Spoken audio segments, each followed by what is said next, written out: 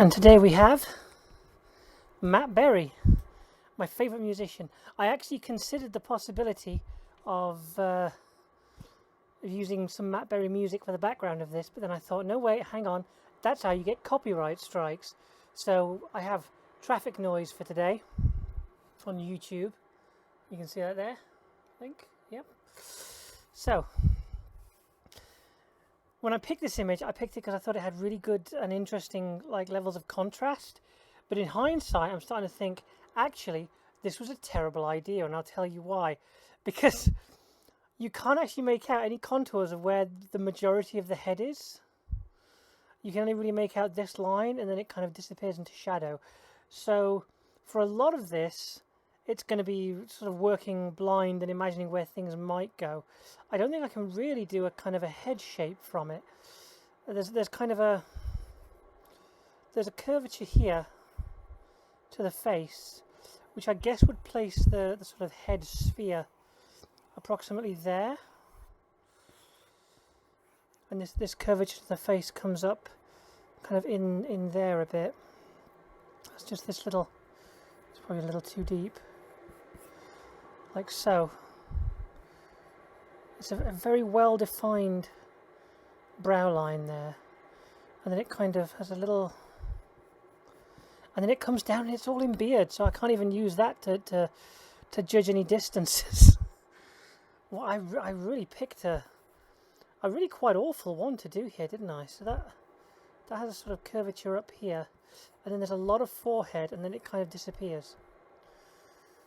So I'm sort of working to a profile more than anything here. I have this bumped profile, then it comes over the top for the hairline, which swoops down a little there, then comes in. So far this looks like an Iron Man mask. So with the sort of the dark hair, like if the eye line is straight across, which it is, then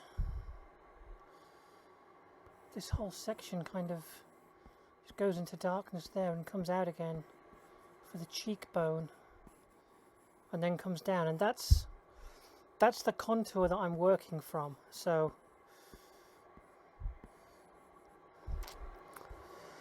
yikes. Now we can see that the eye kind of begins here, and that eye kind of ends just before the darkness, so that gives us a region to sort of split into three and make, this is the sections where the eyes will go. The nose has a wonderful kind of ridge about there, so the nose will come down here.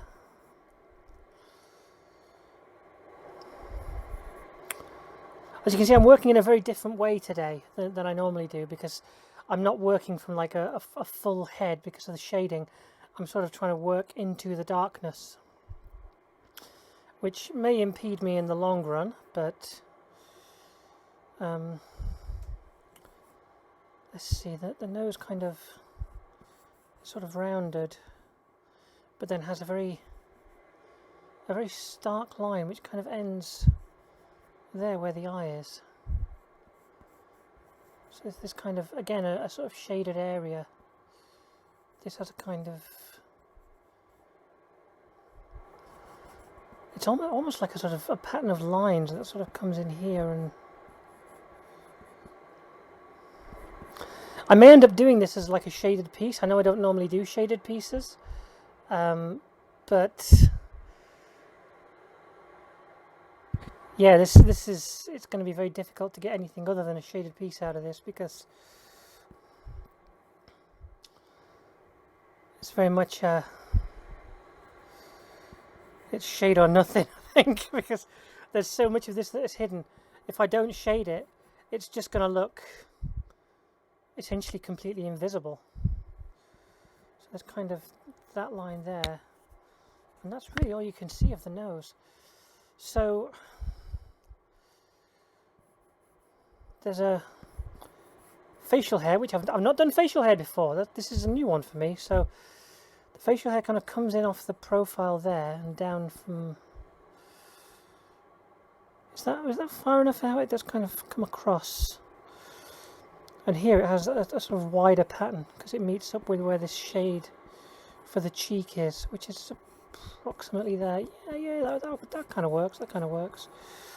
So there's very much a line from the nose where that kind of meets up almost. Now there are kind of missing sections of the facial hair where it comes away there, but I'm not sure how much of that is like the shape of the hair itself and how much of that is just there's a dark section here because of the shadow from the nostril. I just realised I'm doing a picture of Matt Berry and I've started doing the Matt Berry voice. I just said nostril.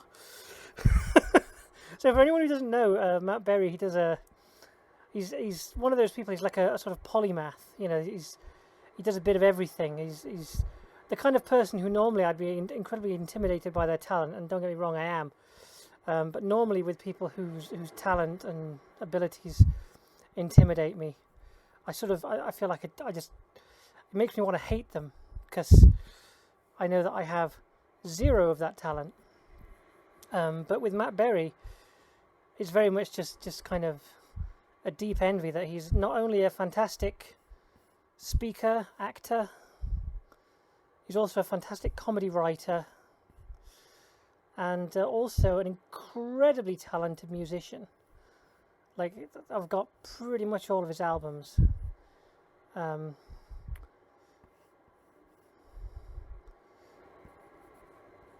If it turns out that he can, like, you know, paint or something as well, I just, honestly, in the bin with me, you know? Because if there's someone that talented, you don't need me. You don't need me in the world. If there's someone that good at everything, why am I even... You know what I mean?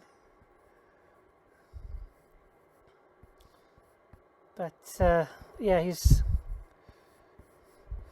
also got a fantastic face, but the thing that he does, he's in a TV show called Toast of London, and in that he does like this actor voice, which is a very much a sort of received pronunciation to the max. A kind of almost Shakespearean tone, but the way that he uses it, it's almost like he doesn't know how to pronounce words. Like, I'm sure it's intentional. I'm sure that he does actually know how to pronounce the words that he says. But for the character of Stephen Toast, he says words like charisma instead of charisma, and it's funny. It's like he's cracked the code of comedy, and it's how to sort of how to make any word funny. So if he just says it in that voice, it's hilarious. But it's, you know, on top of that, it's also incredibly well written. So you have this sort of, you know, top-notch comedy, and it's just got like the regular bits of dialogue are funny as well. And on top of all that, he does the theme tune, and all the musical interludes are written by himself, and of course performed himself. And he's just... Look at me here, I'm trying to draw his face and I'm just gushing about the man himself. But what can I say? He's should be an inspiration to all. Let's put it that way.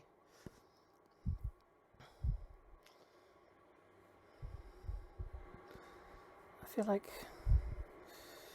there's so little. I feel like I don't have to draw a top lip. Like normally I draw the top half of the lip here.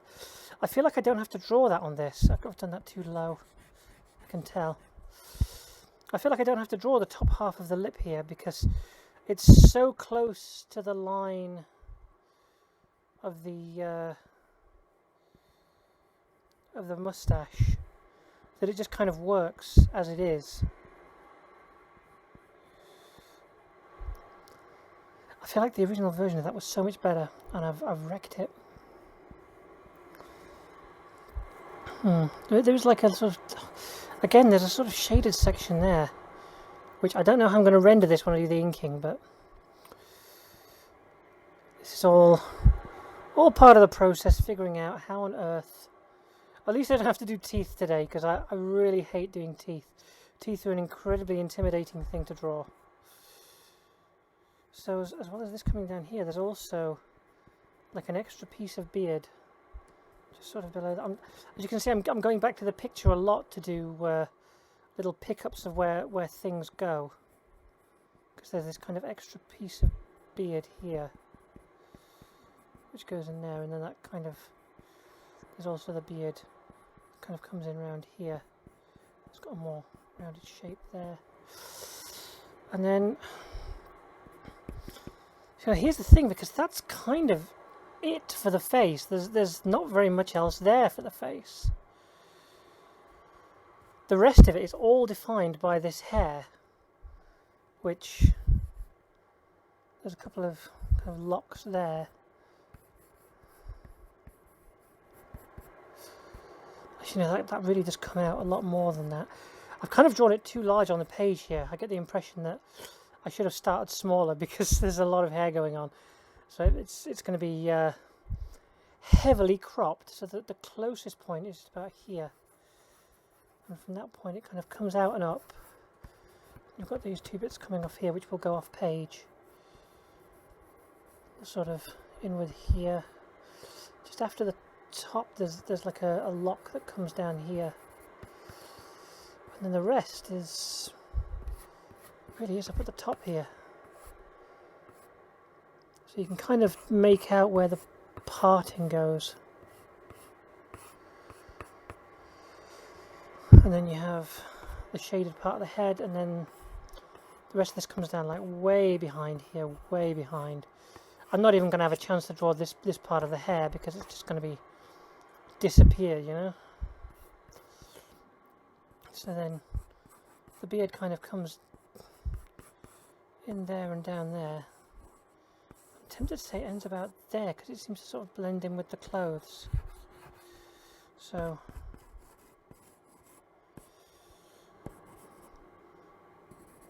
yeah, I think that's... I might end up having to stipple this. I might end up having to do a hard line of shade and then stipple the face a bit. Which, I mean, you know I love stippling. It's just such a relaxing activity. But it does have a tendency to make things look a bit odd if you only do it for part of an image.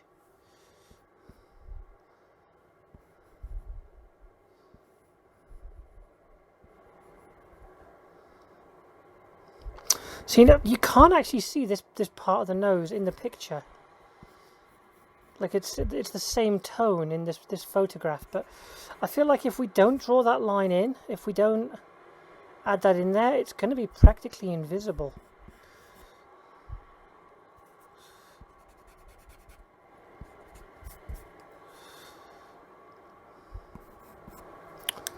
So yeah, that's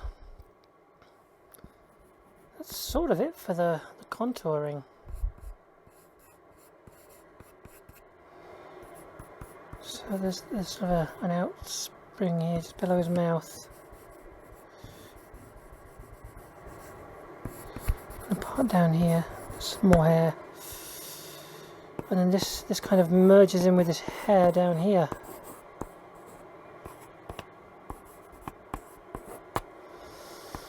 So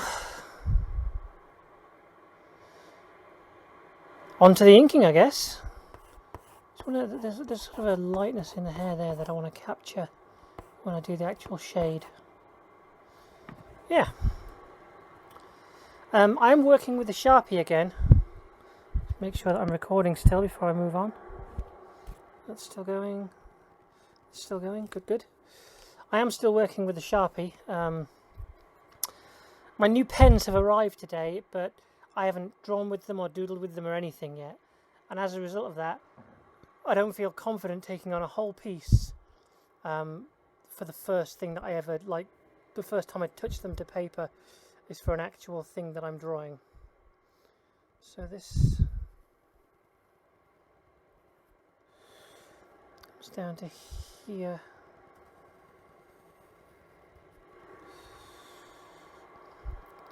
I feel like if I get like the broad strokes of the face first, you know, actually that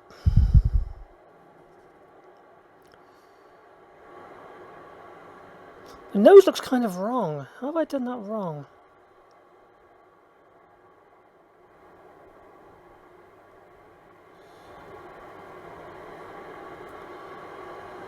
No, I think it's good. I think it's good. I think it'll work. So this kind of comes up here. I'm gonna do it without any of the shade to begin with, just to try and capture the shapes, because this has a kind of, yeah. Now the mouth line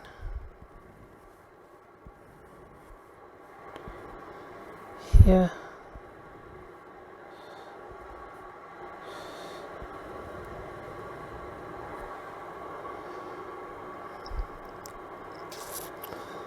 Yeah. Yeah, I'm good with that. These eyes. Again, it kind of disappears into darkness, and I don't want to draw too much if I don't have to. There's very much a double eyelid there.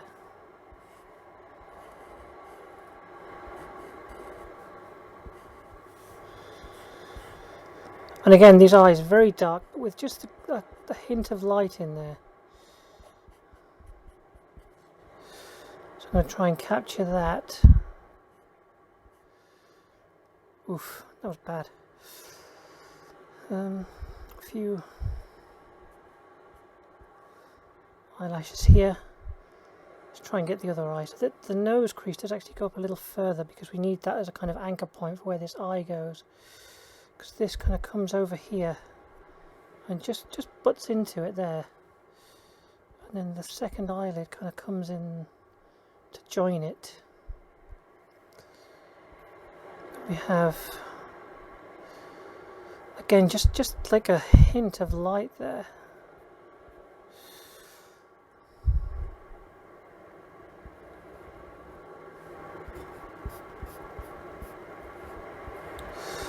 So I'm very careful when I'm filling things. I know I have a tendency to do like many strokes very quickly and escape the boundaries of the outlines.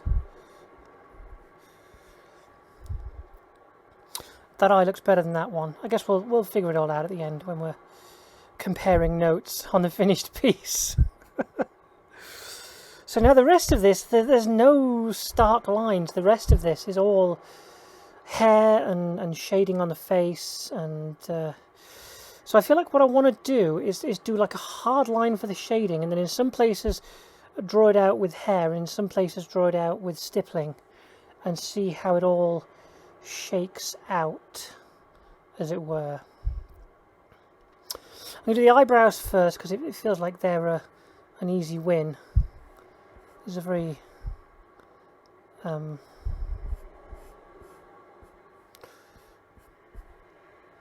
very controlled feel to this eyebrow. There's maybe a couple of hairs there, but normally I do this kind of sketchy eyebrow look, but this has a very controlled, almost manicured look to it.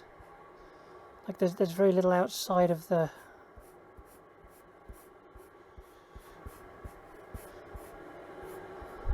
I'm going to say this eyebrow looks like it's been combed almost. And this one over here a little bit more out there near the beginning, but then again it's got this kind of delicate curve to it there. Oh shit! That was a mistake. That was me bringing the pen away and I dropped it. A little twitch in my thumb and I dropped the pen and it hit the paper. You know what? Normally I don't digitally edit these things, but I think if I had any, this is the situation in which I would take the manga artist route and use like Tipex to get rid of that. Which is a thing manga artists do, you know, that they frequently use white pens and Tipex to get rid of evidence of mistakes. And a lot of people know that, unless they've ever read a How to Draw manga book.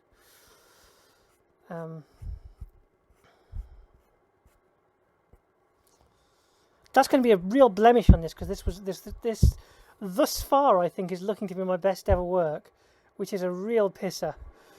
So we've got kind of this hair comes in here, but then there's also like an aspect of that here, because the beard comes down to there. This part is sort of, there's a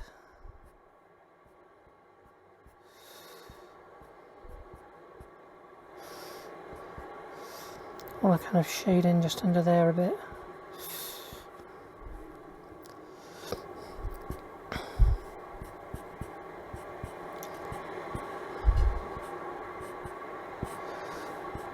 So if I'm going to do shade, there's going to be shadow here and kind of here. Let's get the hairline, the sort of outer contours of the hair in first.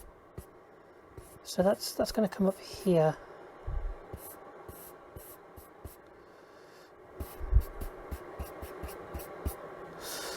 And then there's these two fantastic curls just sticking out here, which it's you know, it's obviously this is the thing with like famous people, is it's very easy to say that, oh, this is a very much a show of such and such aspect of their character, but of course you don't know famous people. You only know the characters they play, or the themes that they put into their music, or whatever they do on television. You don't actually know them. It's just an illusion put forward by the sort of the nature of television and what do you call them? Parasocial relationships. It's very much a deeply ingrained thing in that. So this comes down real close to the lip there, and you have this kind of, it's almost like it sort of comes up higher here, down a bit, and then back up. Yeah. And the same here, it kind of goes in there. It almost like comes into that corner of the mouth, like it's sort of shaped around his lips.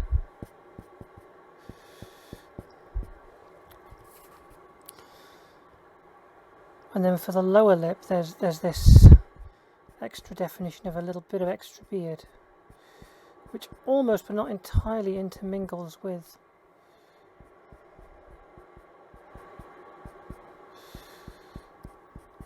the lower parts of it.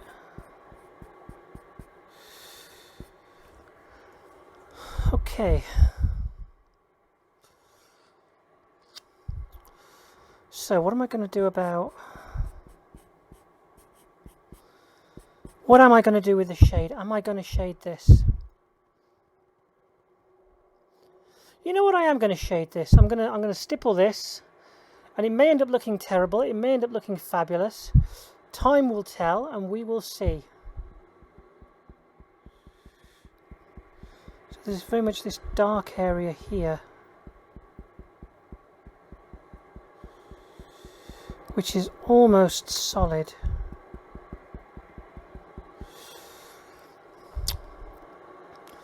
And kind of comes up this seam. It has very little fade out, whereas this area of the nose, this has a very faded shading. I'm going to just dot the outlines first. This is the Stacy stippling technique. So I kind of just picked this up and made this up from bits of just doing things in my own way, and I don't know if there's like a maybe there's some formal definition of what I'm doing here, but if there is, I don't know what the name for it is other than stippling. So there's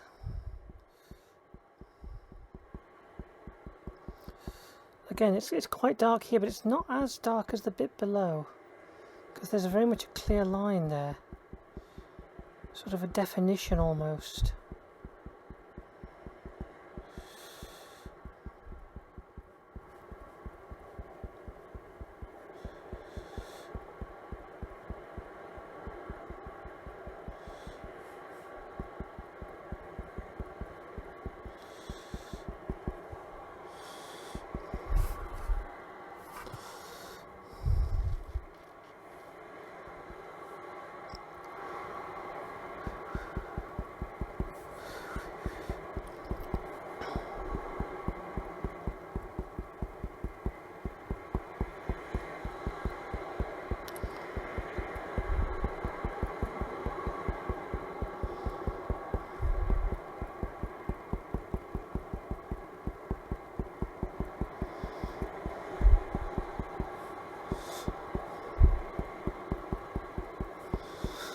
Ultimately, if I knew how to cross-hatch, I'd do that, but my cross-hatching always ends up looking terrible.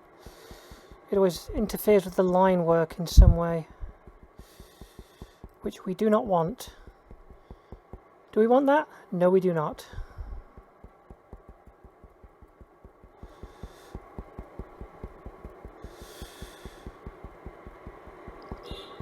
I may end up speeding this part up on the video because nobody wants to see this much stippling in one go. Okay, yeah, I'm good with that. I'm good with that. So this kind of comes down here now. There's some shading and some darkness here. Now, this cheek has strong definition here, and there's a kind of a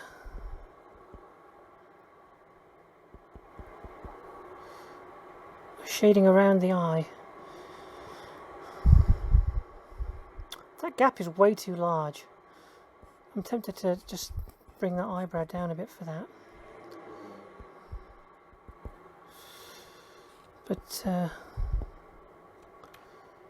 it kind of comes in here, and there's a little extra bit there, which isn't as shaded, but it is shaded, so we're going to do that bit lightly and then do the rest in a dark way. Now, I'm going to cheat here because there is a line where this just becomes complete darkness, and I don't want to have to stipple the whole thing. So I feel like if I kind of define where the area of complete darkness begins, I only have to stipple that part, and the rest I can do with deeper strokes, which will save me a lot of time.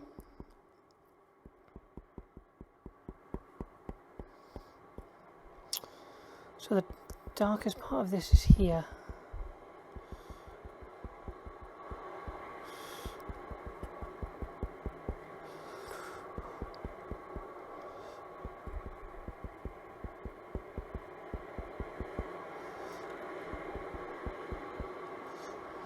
And this very much has a kind of gradiated fade to it. So I feel like if I go real dark in this area, sort of come around to there, and really rather dark in this area,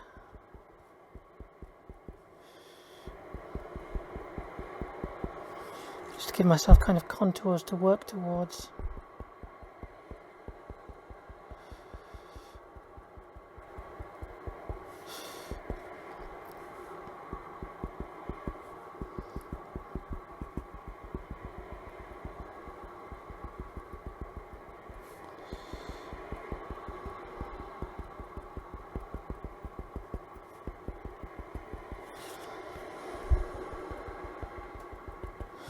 How long have I been recording for? 29 minutes. Probably the next half an hour of this is just going to be me stippling.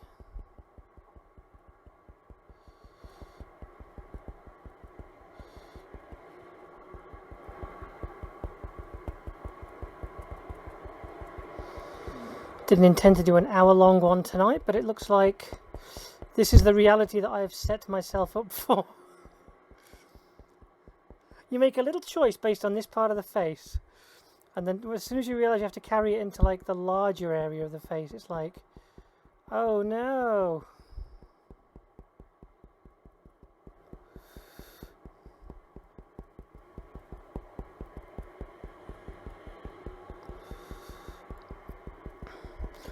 I apologise deeply to anyone who actually watches this part of the video, and I apologise even more deeply to myself in the possibility that if I do speed this up, there'll be someone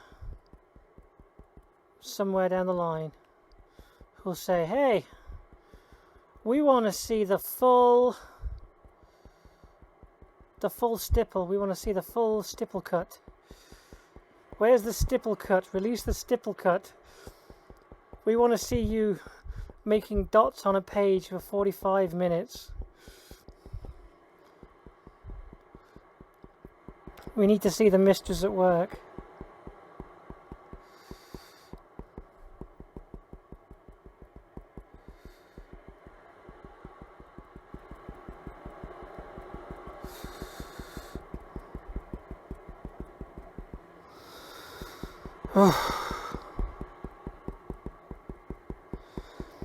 This is what you get for doing the decision to only do black and white line artwork. Because if I'd said, hey, I've got a full set of Copic shading markers or whatever, then the decision would have been easy. It would have been, right, divide it into 3 contours.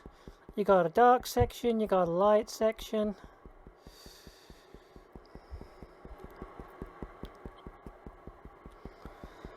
There's a sort of zen to it when you start doing this for any length of time.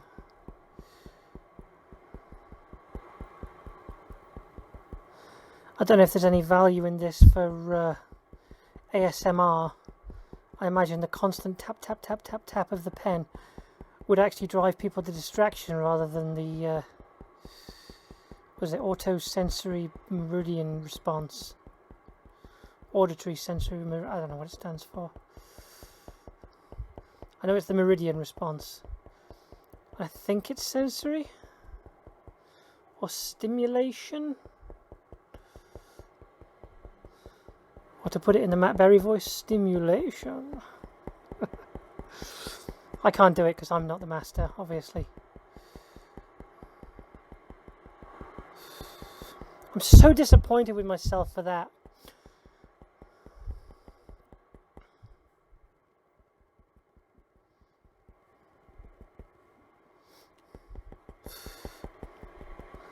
That was just for me, that was a little bit of fun just for me.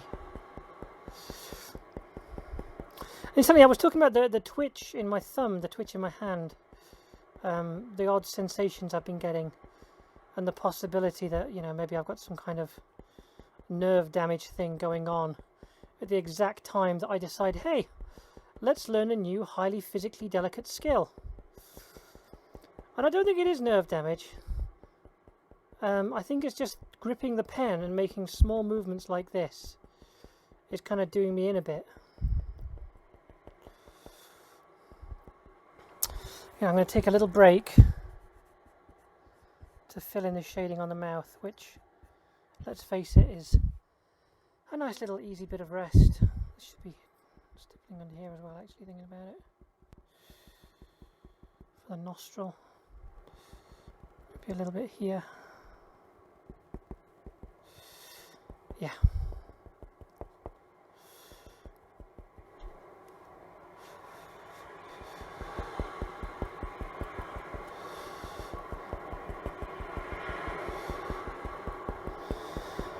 But yeah, it's a really weird one. Like, normally I sit holding my phone like this and I scroll and do stuff with my thumb. But sometimes my thumb will just twitch like that by itself. I'm not sure what causes it. But it seems to have been happening pretty much since I started this process, since I started Septemberk. So it's we're having a real bad time of it, you know. just a real shit show.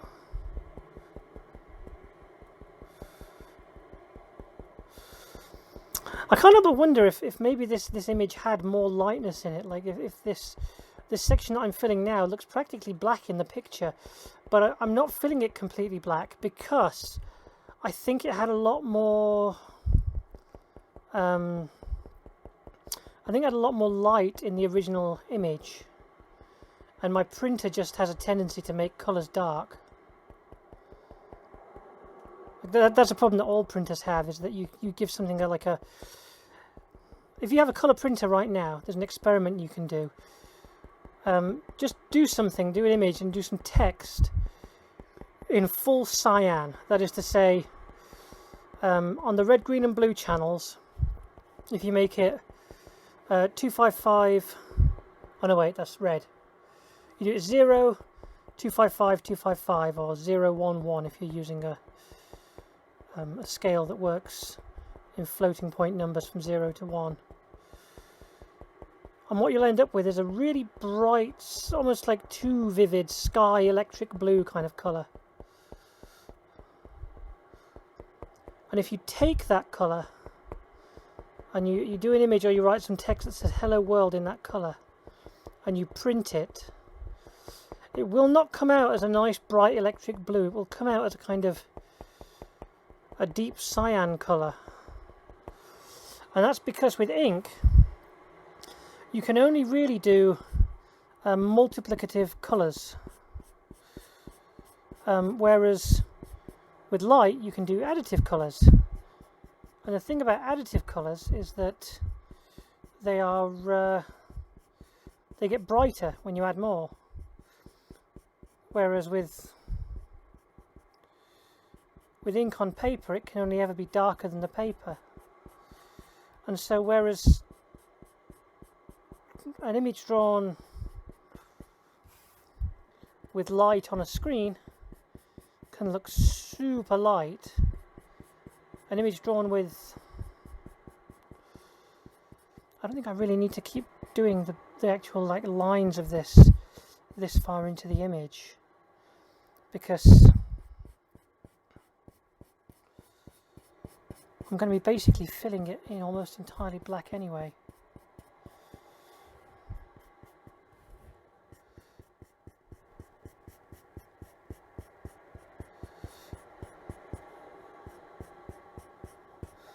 Not this part though, this part does actually need shape to it because it has shape in the image, it has kind of light spots. Fortunately it's quite rough, so I don't have a problem with doing it slightly rougher. The odd hair that sort of sticks a little higher. Kind of curls down a bit, intermingles almost.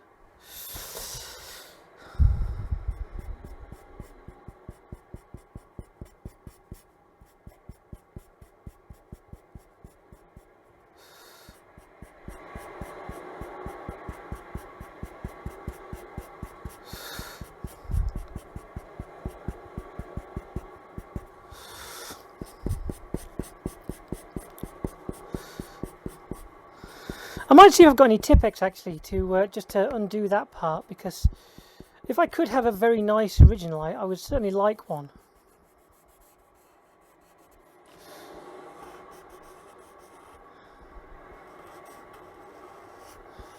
Would be super nice to have a really clean, nice actual physical image that I have produced with no faults, no flaws.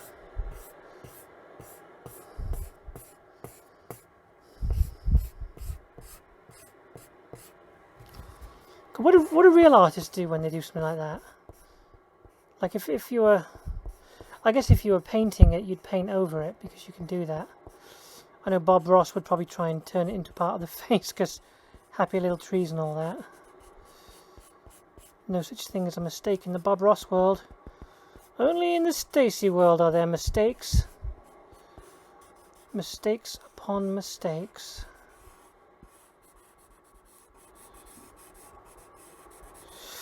Times like this I wish I had a really big thick Sharpie marker to fill in spaces. I haven't really thought ahead about what I'm going to do if I run out of ink on one of these. Like eventually this pen will run dry, and when that day comes it's going to be like in the middle of an image, in the middle of a recording. It's going to be an absolute nightmare.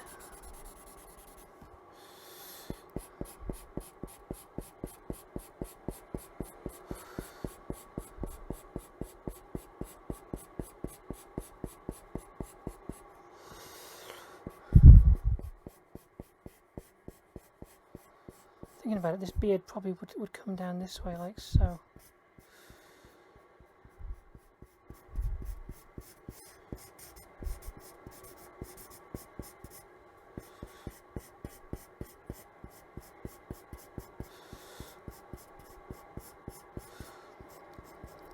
Oh, this is... I'm actually...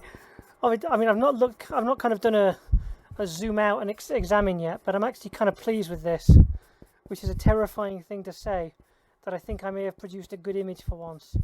Purely by chance, you understand. It just happens that I have randomly... My initial sketch went well, and then as a result of that, the artwork that came out of the original sketch has gone well, albeit with one big grand mistake. But it's tempting to say this may actually be a damn good piece of work that I'm putting together right now. Yes, how's about that for turning the page? I feel like a skateboarder who grabs the rim of the board and flips it.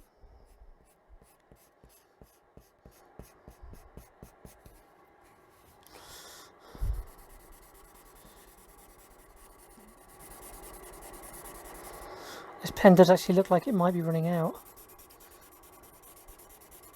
In which case, I'm not going to continue that this way. I'm going to do this part of the face first to try and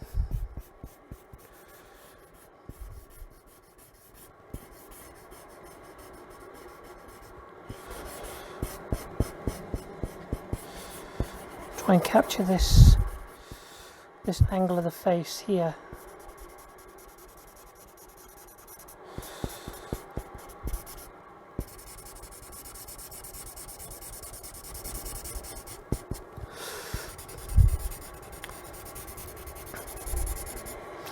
Can't wait to show Becky this. She'll probably stick it on the fridge with a magnet. Say very, very well done, Stacey. Have a biscuit.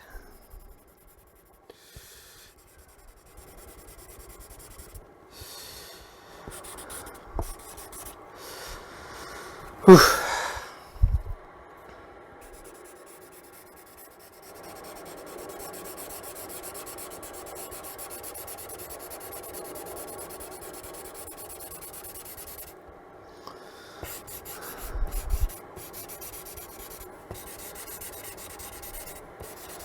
Capturing that sort of light area of the hair just there. And there's another one kind of there-ish. When I'm trying to capture a light area, obviously you can't make it lighter, but what you can do is start out by drawing the dark areas in between. Like for example, if I want to get that curve there, that kind of comes down to here. So I would draw a contour on the opposite side of it. This pen is running out. I jinxed it. I said what would happen if my pen ran out, and then the pen ran out.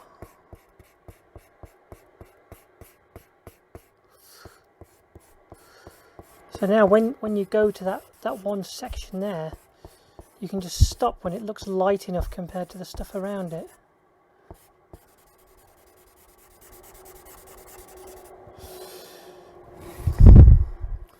And similarly here, you do the bit either side.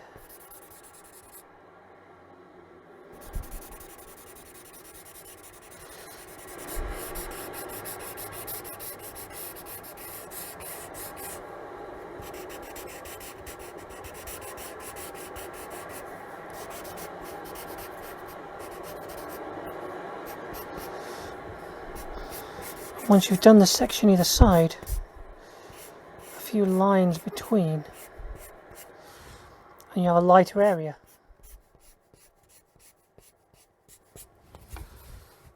Yeah.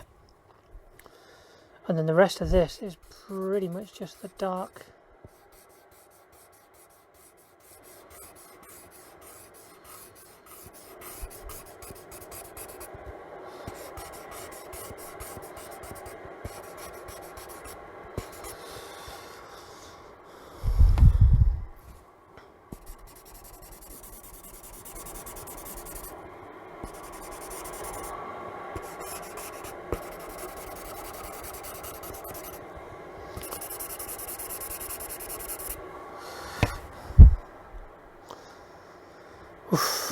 I feel like if I could shade all that, it would look better.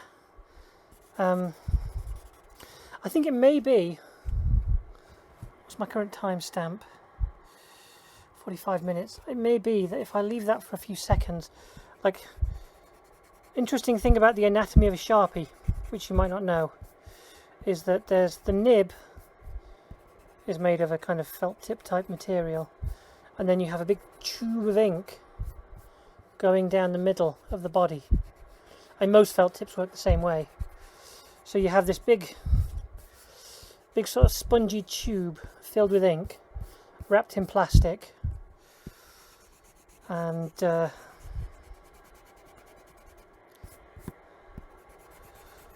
on the kind of the place where they meet, there's a sort of I guess you call it a stem on the felt tip nib, which dips down into that sponge. And if you draw too much with it, if you do too much in too short a time, like you do when you colour a huge dark area, as opposed to doing individual lines, you can actually dry the nib out. And this isn't just Sharpie, this is any pen. You can dry the nib out and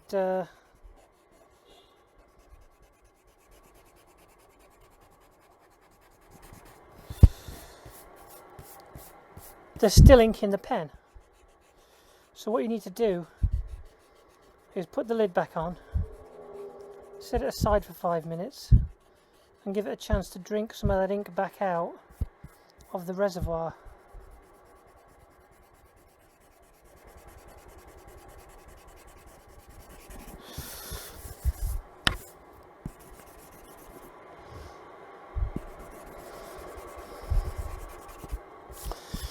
So looking at this, I can see that there are places here where I need to stipple a bit more to get that darkness in there. And obviously it needs colouring out this way, but I think in terms of the challenge, I'm happy with where it is. I think it's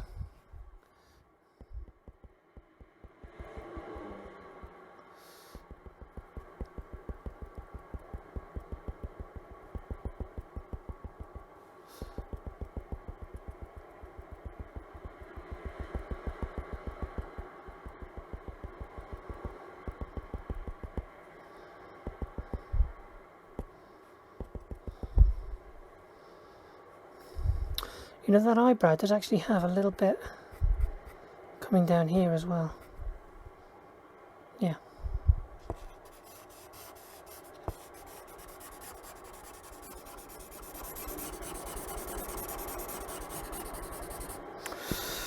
I think I might call that a night, just to save myself the pain of having to fill the whole thing in.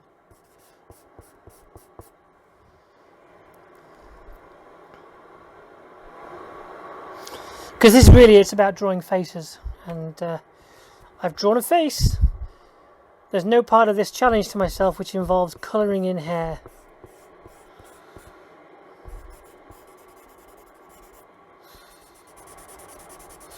Why am I still doing it?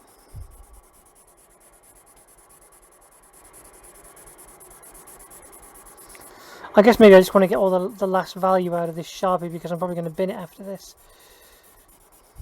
Or just, you know, use it for sketches and things.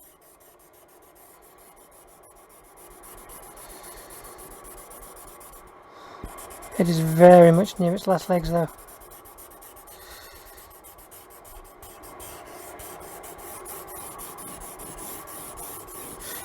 Let's fade that out.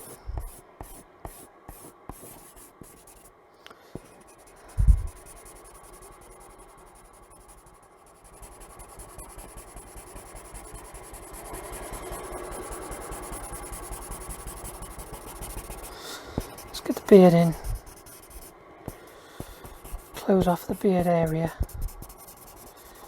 just to make it kind of look nicer, you know, just to round it off so it doesn't look incomplete.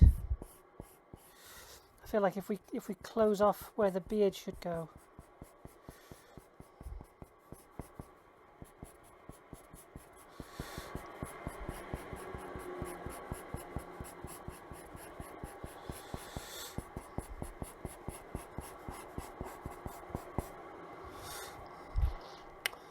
you know, this does actually come up a little higher here.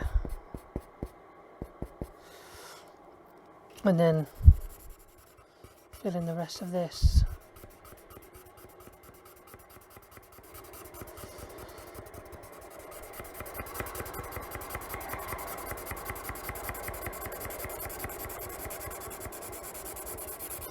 Yes, I know that I'm bludgeoning the tip against that the clip of the clipboard.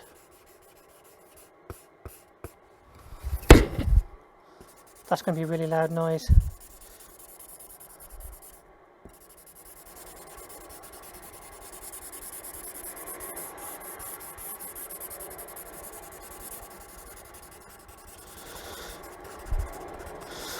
Yeah, Matt Berry's also in What We Do in the Shadows, and he is just perfect for it.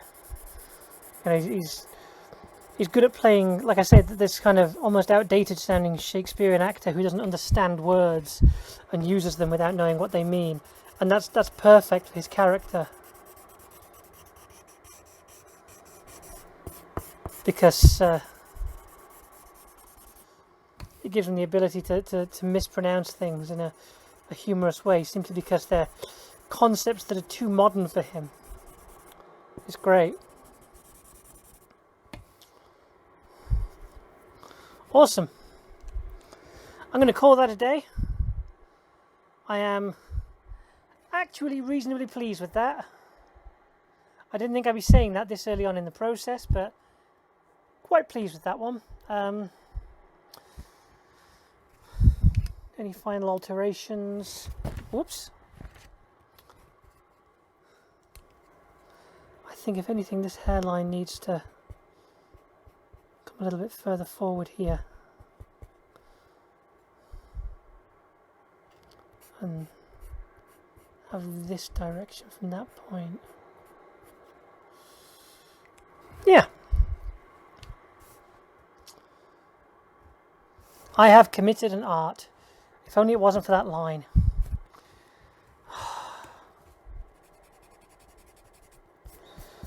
Oh well. You live and learn.